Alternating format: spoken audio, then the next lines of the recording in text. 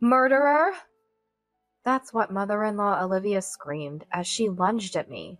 Dodging instinctively, Olivia banged hard on the hospital room door. We were in a hospital, and I had just been called here by Olivia. She said my husband was in a traffic accident and needed me to rush over. Despite rushing to the hospital in response to her words, I was met with this treatment. What happened? What do you mean? I shouted, taking a step back from Olivia. You pushed your son towards the road, didn't you? Olivia's accusation left me dumbfounded, but I braced myself and denied it with all my might. I didn't do such a thing. Who would say such a lie? Olivia heard my words and laughed with a scornful smile. As I wondered why, a voice came from behind me. It was me. To think you'd push someone and then lie about it. That's bold. The voice came from my husband in bed. He looked at me with utter disdain, his legs wrapped in bandages. My name is Harper, a 27-year-old housewife. Before getting married, I worked in the office of a small company and met my husband, Kevin, through a friend. We are the same age. He worked for a rival company, and we hit it off, talking about work from the start. After a while, he pursued me. We got married, and I quit my job to move closer to him. Since he lived with his parents, we needed to find a new place to live together. But we couldn't find a satisfactory apartment. I hate to bring this up so soon after our wedding, but I've been hoping we could live with my mom, who's not in good health, at my family home. Of course, finding our own place would have been ideal. My mom wouldn't force us, but she'd be happy if we could live together. So, please, can we? It's not ideal, but it's alright, right? And then my husband said, seeing this, I realized he had always intended to bring me into his family home with Olivia and wasn't very keen on finding our place. However, I thought maybe he was considering my feelings by not forcing the cohabitation immediately.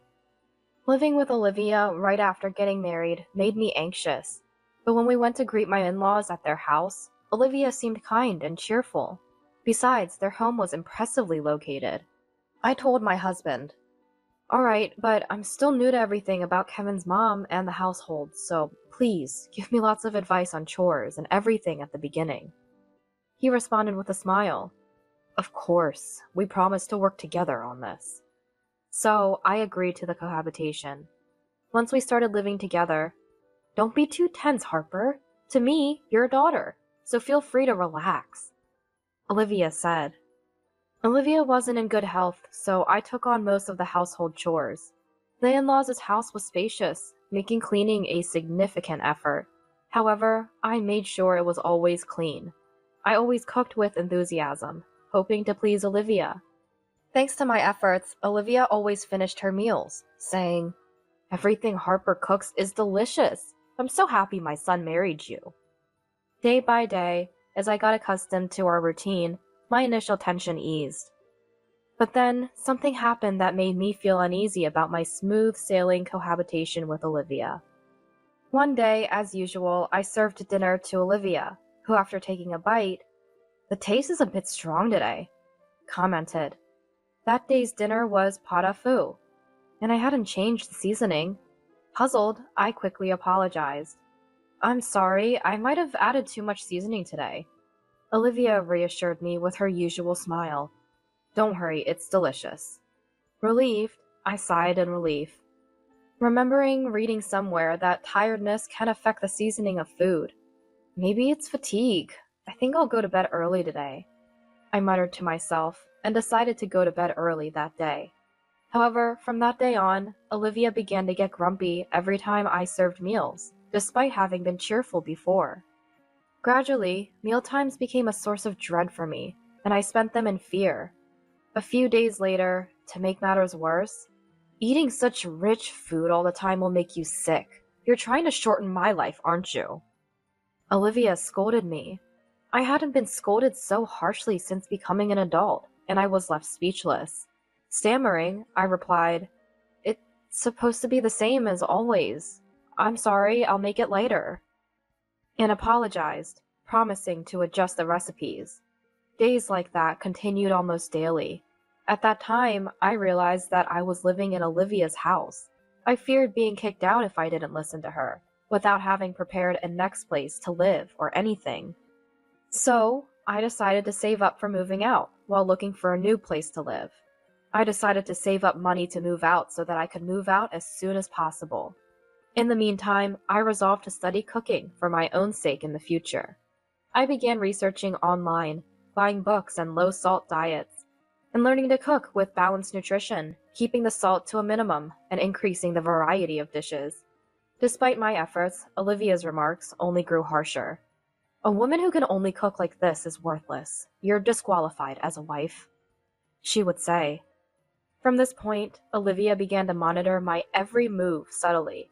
When I cleaned the floors, she would check them with her finger and say, "The cleanliness is about 60 points. Mediocre. Maybe you should clean again." And even when I just went shopping or to the grocery store, "Don't leave me alone. Planning to run away?" Olivia would fuss. Each time I went out, "I would never run away. Please calm down," I reassured her. But for a while, my reassurances were in vain, and Olivia did not trust me, watching me all day long. Because of this, I had no personal or free time at all.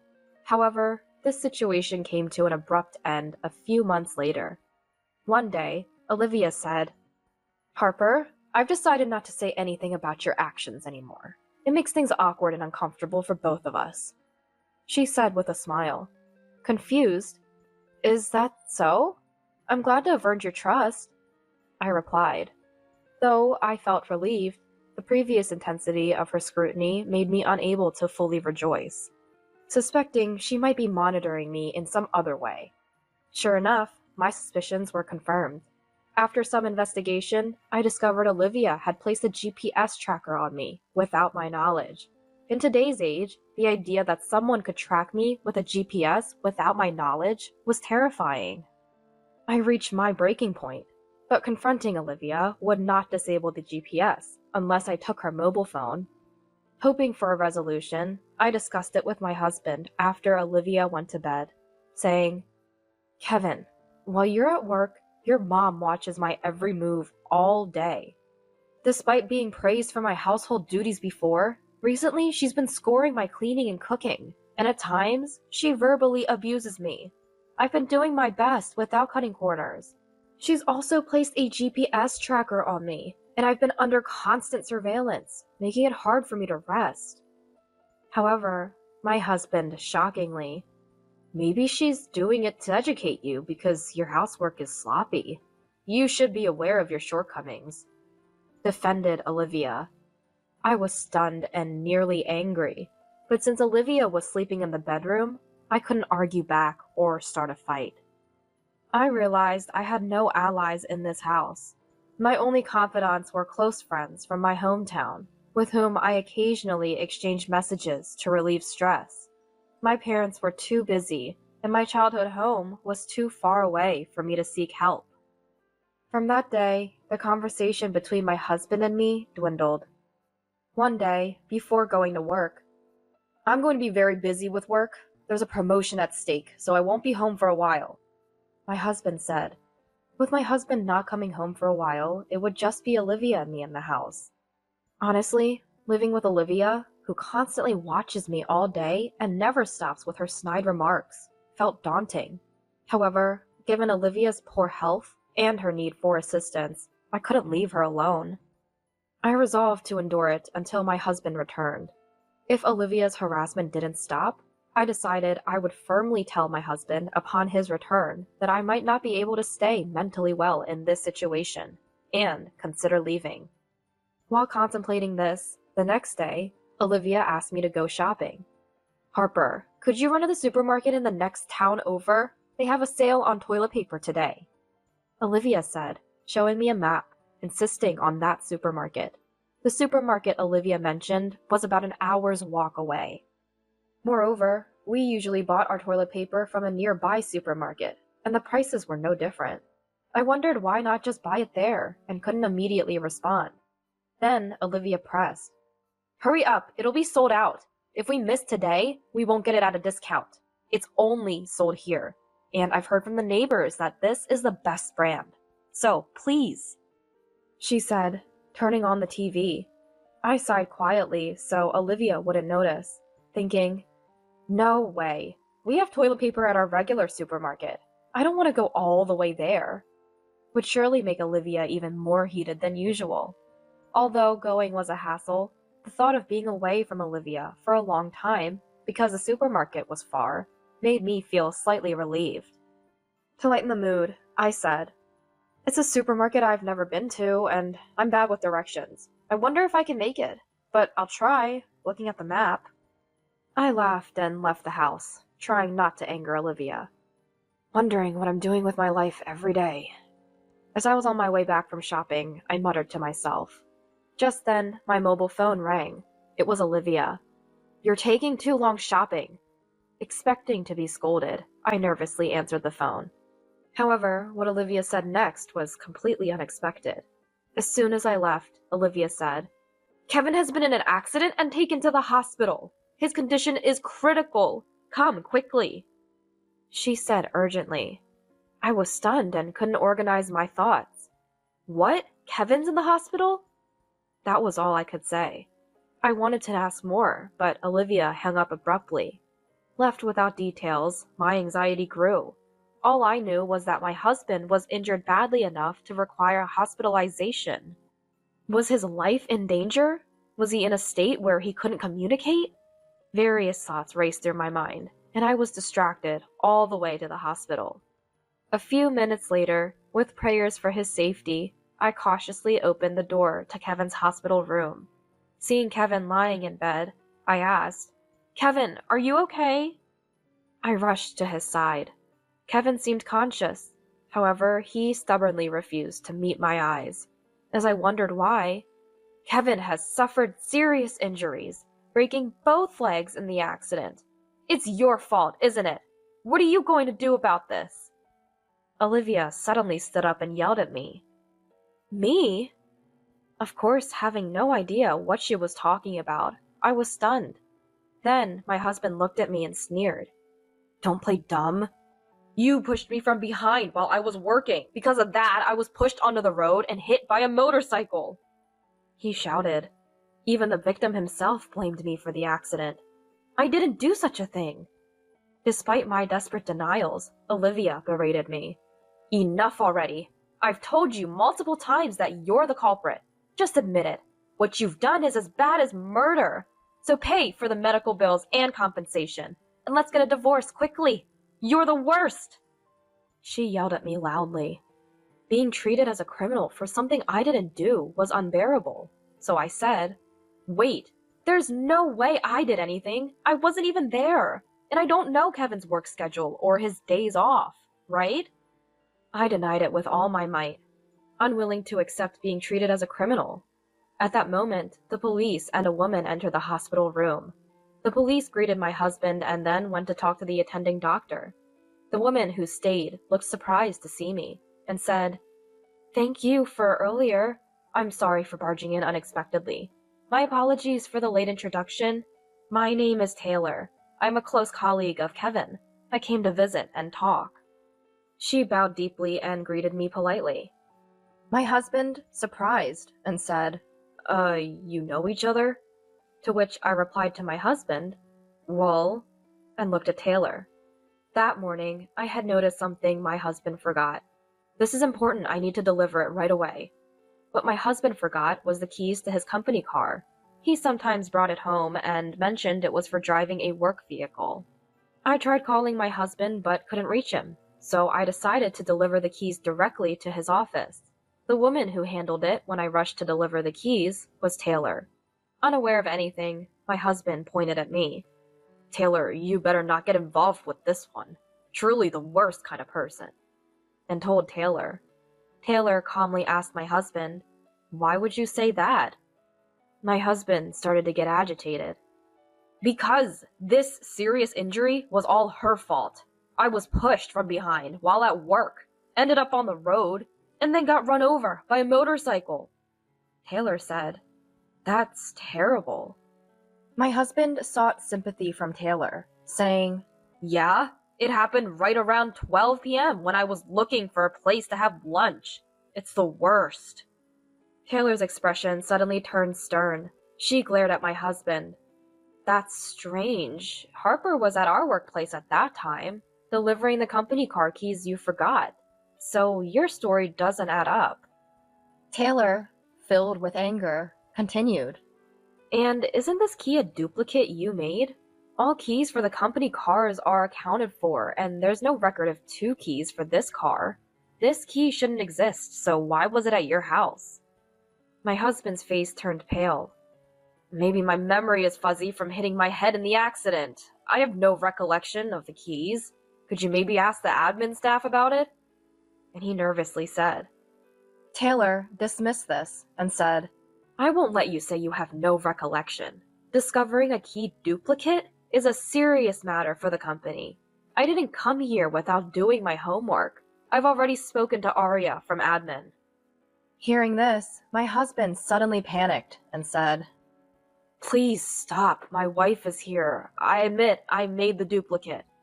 Feeling suspicious, I asked Taylor, Can you tell me more about this, please? Taylor agreed.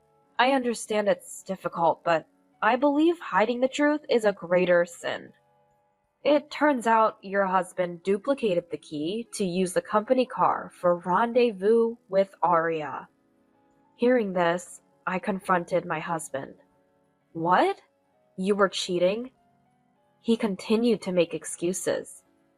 No, maybe someone else used the car pretending to be me. To pin the blame on me, they might have put the key in my bag.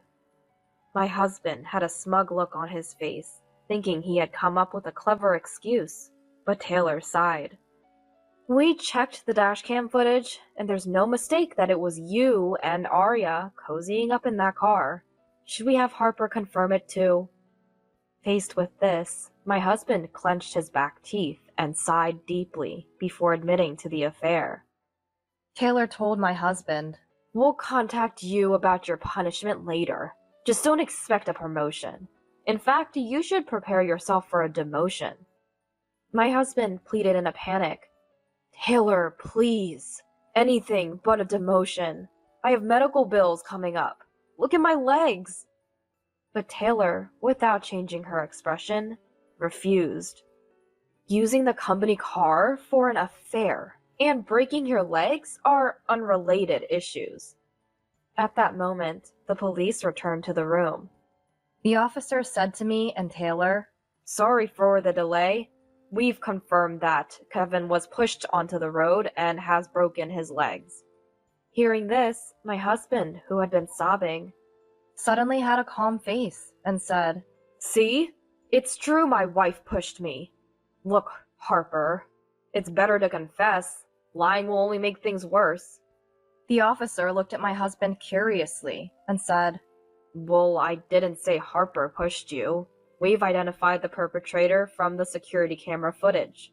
Suddenly, Olivia began to show clear signs of agitation. She laughed artificially and said to the police, You don't need to check the camera footage. The victim himself said Harper pushed him, and that's the best evidence, right? The officer, with a serious face, replied, Mom, please don't pretend.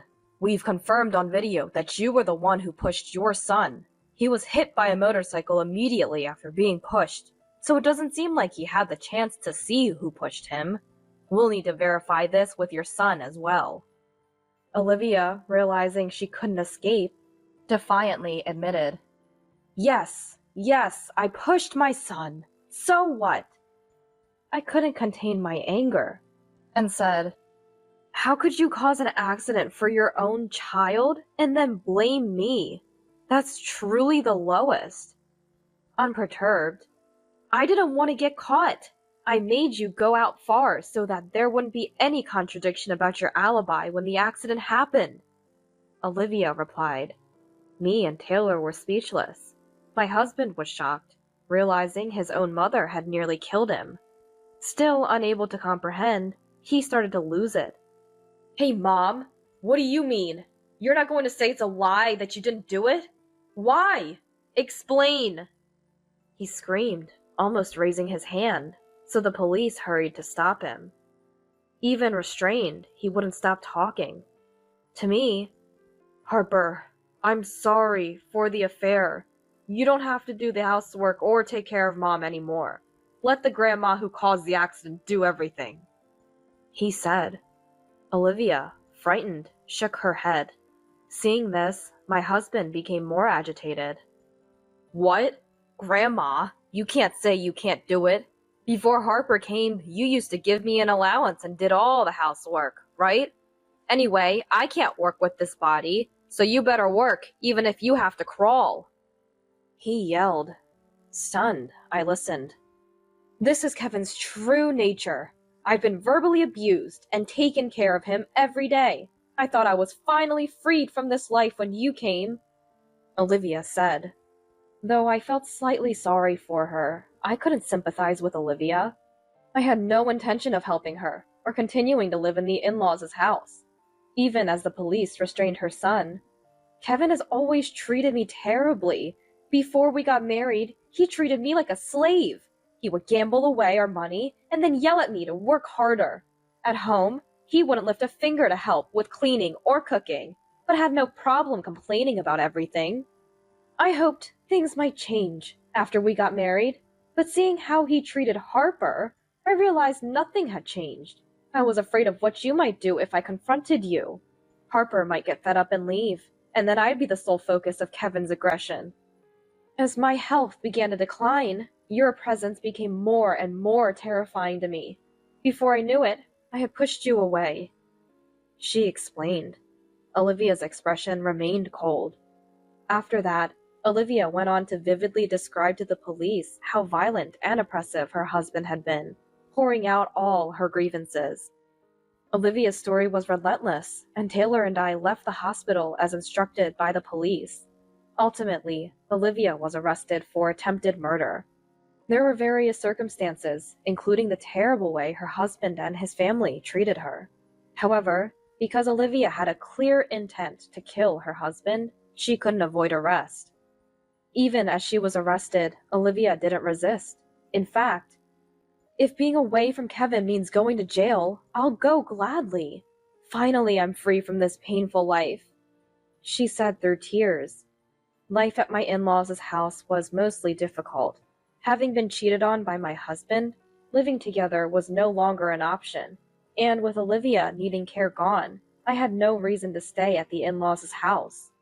So, I packed my bags and left the in-laws' house before my husband was discharged from the hospital. My husband avoided arrest as the victim. However, he faced demotion for making a duplicate key to the company car and having an affair with a junior staff member. Furthermore, he was fired for repeatedly using company money to cover expenses for dates with his mistress. No severance pay, and he was even asked to compensate for the damages he caused to the company. My husband complained. Wait, I've been working all this time and they won't give me $1? What a black company! I'm better off without them. It seems he had no awareness that his actions were criminal. He planned to marry his mistress, but Arya, having no interest in caring for a man with both legs broken and unemployed, left him, leaving him alone. I filed for divorce from my husband. I made sure to claim compensation from both my husband and Arya. I kept my husband's contact information until the compensation was fully paid. But he sent messages daily, saying, I'm sorry, I'll reflect on my actions. Please, let's start over. Feeling terrified, I deleted his contact information as soon as everything was settled. As for me, I found a place to live, explained my situation, and returned to my previous job. Although it was a company I had left once, everyone welcomed me back warmly.